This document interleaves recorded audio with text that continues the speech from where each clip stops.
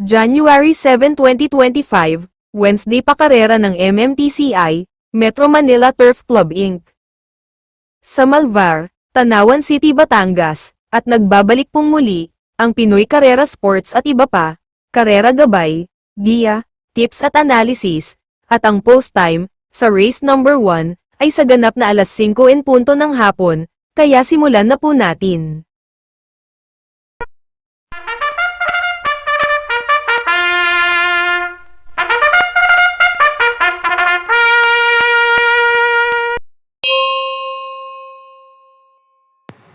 Alas 5:00 ng hapon, ang post time para sa race number 1, 1,200 meters ang distansya rito.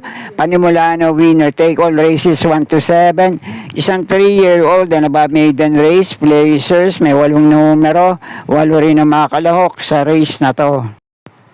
Sa race na to, panimula na winner take all, pwede kayo magdagdag ng mga kinukursunada yung kalahok sa race na to. Pero ang pamprimera ko rito ngayon, numero 2 na 189. Uling takbo nito ay 1,400 meters na distansya, 1.26.3 ang Prineba, at dumating tong tersero kala Unchained Melody at Concrete Solution. Kaya lang medyo naging bisyoso lang to at minsan tumakbo sa vicious barrier niya.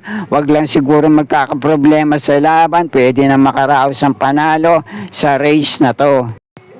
At pwede yung panama sa pagpipilian dito, yung tatlong kalahok, baka kursunada yun. Numero 1 si Pokot Boy, itong numero 5 High Speed, at itong numero 7 Whirlwind. Pero ang panigundo at panresera ko rito, may minsan laban na rin sa parehong distansya. Panigundo ko rito, numero 5 High Speed, na minsan tinalo sa meta sa datingan, di naman kalayuan. Itong numero 1 panresera ko si Pokot Boy. At pwede pa rin, baka kursunada nyo, pareho nilang tinatalo sa datingan. Itong numero 7 yung Whirlwind, na minsan dumating ng pang-4 kila Johnny Danny, Jack 14 at Golden Andalay sa prebang 1.14 sarado. Sa pareho rin naman distansya, pero muli, pang-primera ko rito, lamang malamang, numero 2 na 189. Panigundo ko rito, numero 5 High Speed. Panersera ko, numero 1 si Pokot Boy. Panama sa pagpipilian, baka kursunada nyo, pwede rin naman, numero 7 yung Whirlwind. Kaya na pumbala pa sa mga diskarte nyo sa race na to. Okay po, thank you. 1,200 meters din ang distansya rito sa race number 2. Panimula ng pick 6 races 2 to 7. May 8 numero, 8 rin ang mga kalahok sa race na to. May ilang metuling kalahok sa race na to, kaya depende na lang siguro sa magiging senaryo ng bakbakan nila sa harapan. Pwede rin makapagparimate rito yung mga aabang na kalahok. At halos lahat ng kalahok dito may kahalintulad na tiyempo sa pareho rin naman distansya sa mga huli at dating laban nila.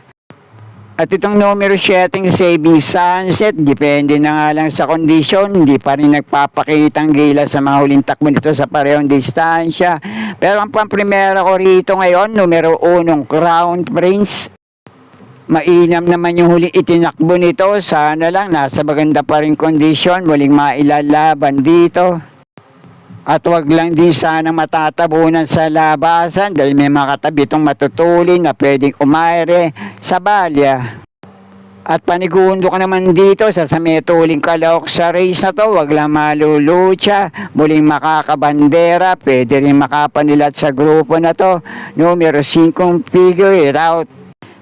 At kahit sinong kalahok pa rin dito, pwede nyo lahat yung panama sa pagpipilian. Basta kursunada nyo, kayo na pumbala magsama para sa mga diskarte nyo.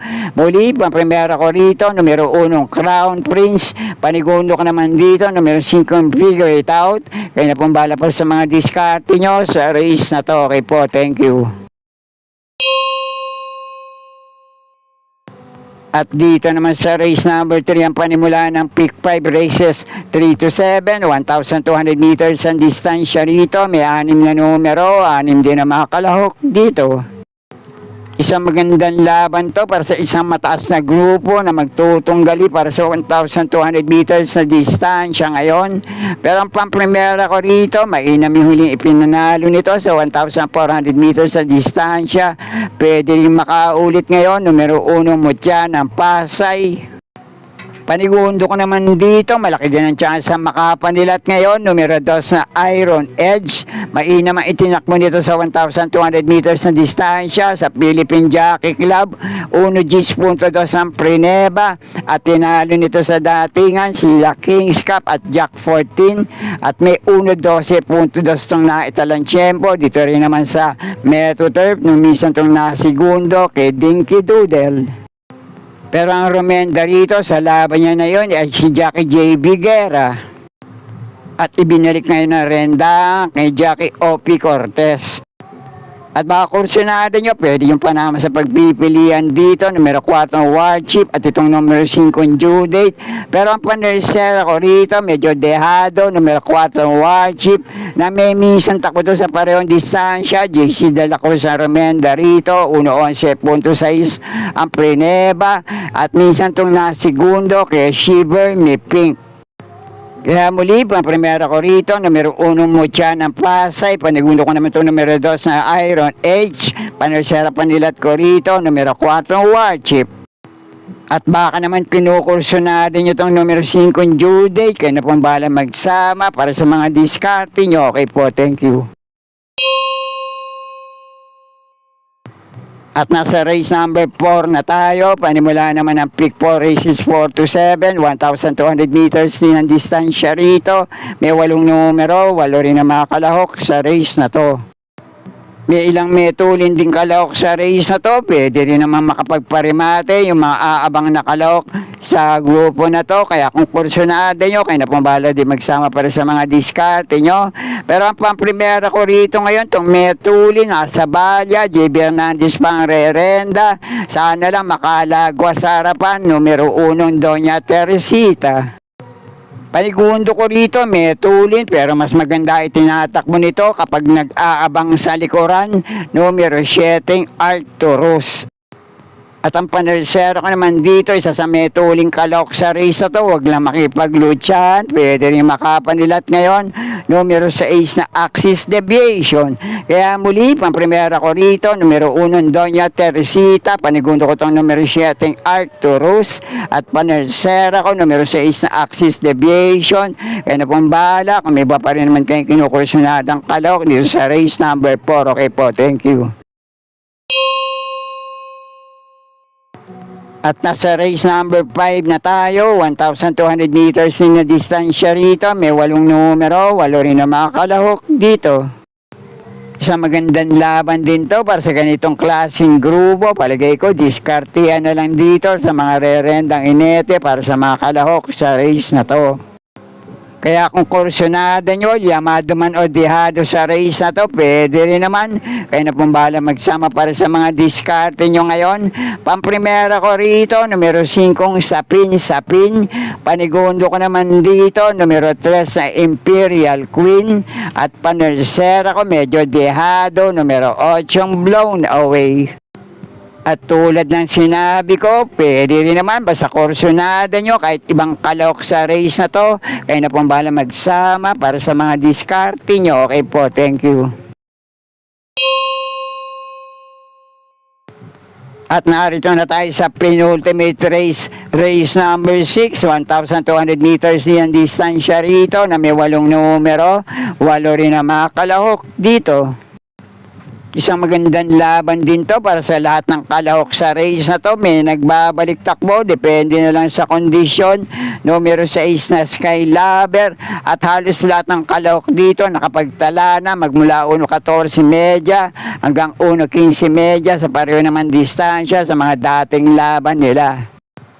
Pero ang unang pili ko rito, maganda numero at peso sa labas. Mainam din yung huling itinakbo nito sa 1,400 meters sa distansya. Huwag lang magbabago kondisyon at muling mailalaban dito. Pwede pa rin makaulit. May pinakamainam na taguntiyempong naitala sa mga dating laban niya, numero 8 Rocking Bell. Kaya muli, unang pili ko pa rin dito, pwedeng Panama, mahirap lang gawing Panolo, baka mag-iba ang takbo. Numero 8, Rocking Bell.